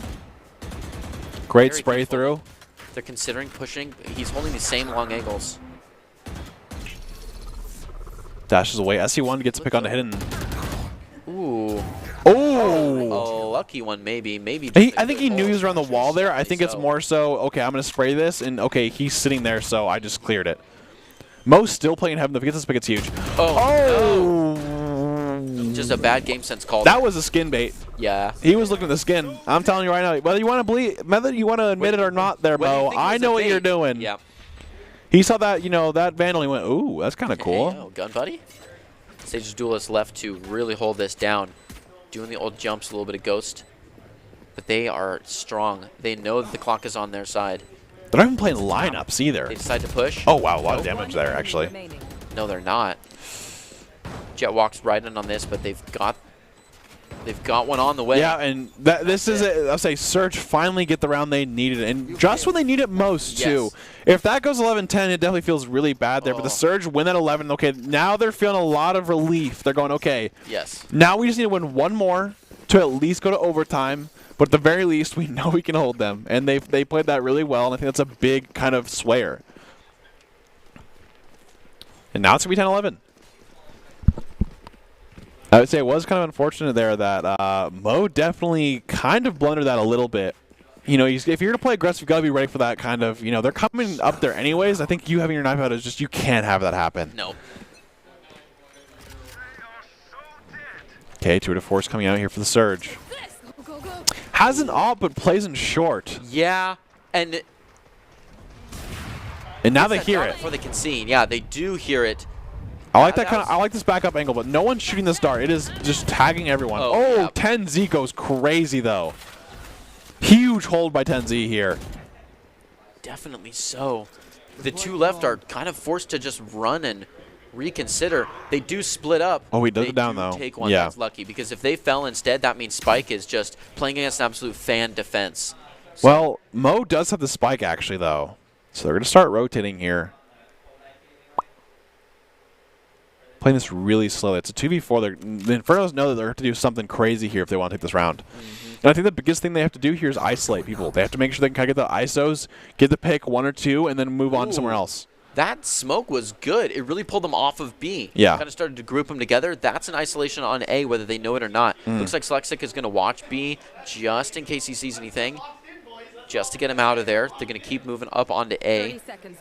I don't know whether or not they know they have SC1 isolated there, but it's going to make the switch as we see this last Sova move on over. And good smoke. Oh, but he didn't let it go down first. Ready. Yeah. SC1 was already ready. Great tag. Oh, wow. Goes crazy. Takes 2 of them. Might even get the spike down. They're already wrapping around, though. Has the Hunter's Fury available. He does. But, man. Oh, great drone. A good owl. Good owl. Gets a ping. They can't play that. Oh, great job just kind of jiggle picking that. And now Surge is on that game point here, 10-12. These rounds are pretty crazy. That was a 4v2, and it kind of turned into a 1v2 there. It got tagged, so pretty close there. So close, because if Infernos had taken that round, yeah, you're in overtime. Yeah, true. You're effectively in overtime. Yeah. You still have to win by 2. I'll say, I mean, it's not over for the Infernos yet, but Surge is just that one round away. They got 2 rounds to kind of make something happen, and it seems they've kind of found a little stride there of what's working here, at least for that post plan they're doing a good job of. And now the Infernos are probably like, okay, well, you know, what was working isn't working now, so what can we do? Oh, what? Wait, what was that tripwire? He put it in the left side there, just kind of in that straight angle, so if they go to the corner, he can see them. If they, like, quick corner out of the garage? Yeah. Get out of my way. Looks like they're not going to consider it. They're going to go with the strong. Oh, he does the Hunter's Fury, though. But his teammates are there. Ooh. Oh, right does get him, into it. though. I thought someone was... Oh, he TP'd out. I was like, there was someone back there. Oh, yeah, he was just seen. I think no one shot the recon dart there. Oh, Mo got hit by a shock dart. A lot of damage. 3v4 here. Surge have to retake. They do. Yeah, and Zushi does not make the same mistake. Has his weapon out and gets 2 in a garage here. Oh. Alexic ready. And now it's 11-12. Surge spent a lot of money there, I think. We saw an operator come from SC1 there, and then we saw a full buy. So I don't know if they're actually going to have enough to buy this next round. And it could very well potentially be a little overtime action here. See if Infernos can take this last one and pull us to an overtime.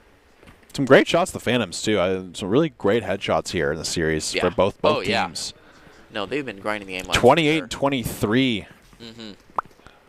With Infernos, their spread is not bad at all. Surge has a little bit of a steeper spread. Actually, no. Yeah, I mean, Sage's Duelist is doing his job, though, for sure. It's 14 assists, yeah. Definitely. Yeah. I mean, crazy. I mean, just the lineups alone, Sage's Duelist has been going absolutely mad. Yeah, so they have a Bulldog here, so Surge is actually going to be, obviously, its last round either way, or in terms of, like, okay, well, if you win, you win, or if you're not, you don't, you know. True. You're going to reset your eco, so buyout here. Not the worst buy, having Ares and a Bulldog comparatively here, but it's going to be holding. Yeah, very quiet gameplay. I'll say, which is, I don't know, because Infernos' success has been from their very, I guess, aggressive attacks. And Surge doesn't kind of waver. They'll stay. They'll stay. I don't think this gives Infernos any advantage because Surge knows whose clock they're playing on. But the thing is, the Infernos don't want to wait too long because once you hit that, 25-second mark, they're going to be a little scary because then they can start, okay, you have to play against a timer here, and they don't. Longer looking for kills. Okay, Seekers come out here. They have 30 seconds left here. Looks like they're playing for B. Trying to go all force. Delete might take 1 or 2 here. They've really pushed him back. Oh, great dart here. They're going to be seen by all of them. No one shoots it. No. Tenzi gets 1 through the smoke, I believe, there. Oh, Neuro Theft coming out. Right through the smoke. They know they're all mid. They do. Here. Hold that nice and strong. Oh, great shot by Delete. 4v3. Holding a beautiful position. Gets a little jump, try to get out of there. They think it was a bait. Through. Oh, he's in the smoke. They know he's there now. Oh. Man, it is tight. Absolute stuff. Follows it up. Look at get that on the timer. 1 left. Unreal. That was like a 7-second ace. I'm appalled that just happened. That was nasty. There's no feasible situation where this should happen. He's a 1v4. He's by himself. They know exactly where he is. He gets 1. He gets the 2 right away. He's 20 some HP. He pushes up right before they... Oh, that was just... Wow. He had a beautiful lineup for the 1v1, and we're just unlucky that our man from Morocco swung just the right distance on the spike. Then it was a good push onto Silva, just because they both had the same game sense timing. He wasn't aiming for the first one. He was aiming for the second, and that first one was also And the thing is as soon as they go into overtime and get that timeout slot back, what do? They immediately time out because they're like, okay, we're probably tilted from that. Yes. I mean, the Surge just lost a 1v4 for the game. That should have been over in terms of like any scenario you think of. He makes huge play. Great. I'm not going to take anything away from Delete there. Oh no. Played it phenomenally. I mean, if the team gives you, a space, you take that space. Definitely. So great job of capitalizing on that. It takes a lot to even do that. But at this point, you got to take time out and be like, okay, we just got right there for sure. Let's take a breath that, hey, that happens. It does happen. So reset here. What can we do? We know we're pretty good at attacking on this map for Surge. So, okay, we're going to attack first. What can we do to attack here? Okay, what can we defend here? So, you got 1 timeout here. We'll see what happens in this round. I think after the timeout, and overall, both teams are who wants it more at this point? I mean, both teams are doing a great job of coming back and forth. There was a huge swing from the Inferno, and Surge almost came back, but now it's overtime. And now it's crunch time also. Who wants it more? Mm-hmm. Yeah, I mean, I don't know if you can have another moment like Delete, but wow. Absolutely ridiculous. Good aggression on the defense. Gonna just clean this short out. You Not just gonna get a tagged whole the lot. dog? I think he did. Yeah, I think I could do that. Just in case. It blinked on it. It did. It looks just tagged, so I mean, hey, you learn something new every day. Good. Oh, tag does get onto Neon. That's SC1. huge, yeah. I'm surprised he's not playing up on it, actually. I think it's because he doesn't know who's mid. That's true. Mo going to be watching this. He's ready for it now. They've watched SC1 move over. I've also noticed these teams play really slow. Oh, that's huge. He didn't know like he was kind of in that mid vicinity there. That's true. Go, go, go. I think they could probably go in for this B now. They've done a pretty good job of both that. Go, go, go. Just runs past it.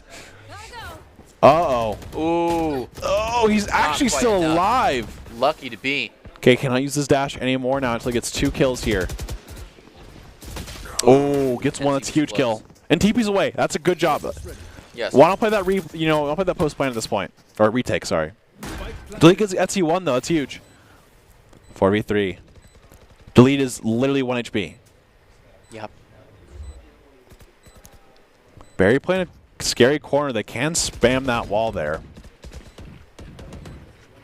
So like literally just exactly as I said that they can spam the wall, and he actually does die through the spammable wall. 2v4. Oh. Swung just far enough. Gets one. Well, that's good. Yeah, and you know the Infernos did a good job. I think Zushi had a really a good play there. He got his one from the garage and he TP's out. He's like, we're gonna play a retake here. We have the advantage. Let's play that. He could have stayed there and tried to play for that one extra, but no, he TP'd out. Did a great job there. Switching sides. And just great picks overall. I've noticed now that the game has gotten really close, both teams' attack has really slowed down here. And I think that's good and bad. Obviously, you don't want to just lose when you rush and be like, oh, because then that's usually the most like, well, we should have done this, we could have done this. No, we shouldn't, Yeah. But I think the biggest thing is the Surge's biggest strength there, it was that Neon playing that, unpredictable. And he got that pick mid, but at the same time, having those different angles, allow them to go through. So Inferno's do lead 13-12 here. Had a really great attack half as well. So looking to secure the game now. SC1 playing quite aggressive here. They are indeed, but they're kind of in between several players here. Watching the 50-50 is going to be Select goes ready for you. Yeah, that's just it's hard to push so heavy through mid. Yeah. You can sweep from one side to the other. If you have 2 people sweeping from C or from A, it's doable, but one guy in B, that's a risky move. Oh, dashes through. Great dash. Creates space. And TP's out of there. Definitely but Slexic is right there with you. Slexic unsafe TP. Slexic is just turning the brain up this round. He's predicted everything this round. And that's a 4v2 here. Will the Infernos close it out? They definitely have the upper hand, but has dart in 3. Ooh, had the information. Considers it. Takes one in the dark. Good TP though. He's behind him, I think. Ooh, yeah, yep, great TP. That's a rough one. Great the TP. Paranoia TP combo. Yep, and just like that. So wow, what an incredible match. Definitely. I mean, the Infernos were down, I think it was 9-3, the curse, for their defense, but did come in around. I mean, Delete had a 1v4 clutch for them to come back and win the game. I mean, that's huge. Just that round just creates so much momentum and stuff. Overall, just great job. Do you want to be seen by expert college recruiters, talk directly to esports industry insiders like pro athletes, team general managers, and game producers? Then join the club. Esports Tower players get insider access to industry insights, and with our featured rumbles, recruiters are taking notice too. It's a great way to score exposure if you're looking to start your path to pro or land a collegiate scholarship. Overall, thank you, Esports Tower, esportstower.com. Check them out. Now, play of the game's got to go to Delete. There's just no way. I mean, his jet was phenomenal. I think he dropped like 30+ kills that game. Definitely. He was the only duelist on his team, especially that second game. He just got so many entries. He dashed. He was not afraid to dash and let his team trade him. A lot of times he just traded himself. He just got that kill. But overall, I think he enabled their attack so much, gave them the confidence that they needed to come back in the game, and just did a phenomenal job, in my opinion. Yeah, we did. I don't think the top 5 will all be Delete, though. I agree with you. The PO tag's probably got to go to Delete. But we saw some excellent plays from a lot of other people, whether that was just clean lineups, whether that was good Neon plays. And it was Delete. Yeah, I mean, I will say I want to give a shout out to Tom Buggos here. Him on that Cypher, he tried his best. He did, I think he dropped like 25 kills. Stuff. Yeah, he dropped like 25 kills this game overall. But like I said, I think Delete just had too much of an impact for that player of the game of the series. They had to go Delete. I mean, he just played so well both games and made a huge play overall. So the player of the game is brought to you by Idaho Central Credit Union, who believes a great player makes a team more successful, just like Idaho Central's, helping members achieve financial success. Delete is the Idaho Central Credit Union player of the game, and well-deserved. I mean, just really clutched it out. Like I said, he, overall, the Infernos won as a team. I will say that, make sure they did win as a team. But his 1v4 here just really took the team to the next level, and he really wanted that win. I mean, at the end of the day. Just insane. I mean, getting these kills, 27 HP, just goes in like that, just crazy to go through the smoke like that and dash out. So, great job. I mean, a fantastic series. I mean, just to go, all 3 games are so close and go so long. Overtime, but we didn't overtime Greg in the first ones. Absolutely. And any takeaways from that, Greg? Anything you want to take away or, kind of mention about the series? Pacing was good. It was great. Don't feel bad. Comebacks are not only possible, but we see them all the time. Absolutely. Take those timeouts. Use the momentum to your advantage. Yeah. Excellent play tonight. I'll say we saw some great timeouts. I really enjoyed how methodical each team played. They did a great job. When things weren't going well, they called a timeout. They figured things out, and at the end of the day, it came down to who could adapt more. And it seemed like at the end of the day, Infernos just adapted a little bit more than them. Both teams played very fantastic in this series. I don't think you should be upset about anything like that. You just keep practicing, know what you're capable of, and they did a great job. Surge had a very fantastic week. And overall, we did have an exciting grand finals in our Week 3 Valorant Rumble as the Infernos roared back in their second title of the spring season. The Surge gave them everything they could, as well as we just saw. I mean, it was a fantastic game overall. Next week's going to be a great, see who can kind of come on top there. But make sure to tune in next Monday at 6 p.m. EST to watch our Week 4 Valorant Rumble. We will close out with a top 5 presented by the Idaho Army National Guard, who invites you to take your impressive critical thinking skills into real time with more than 10 jobs offering $20K bonus and your degree of choice paid for. The Idaho Army National Guard is the best team out there. So thank you so much for watching today, and have a great night.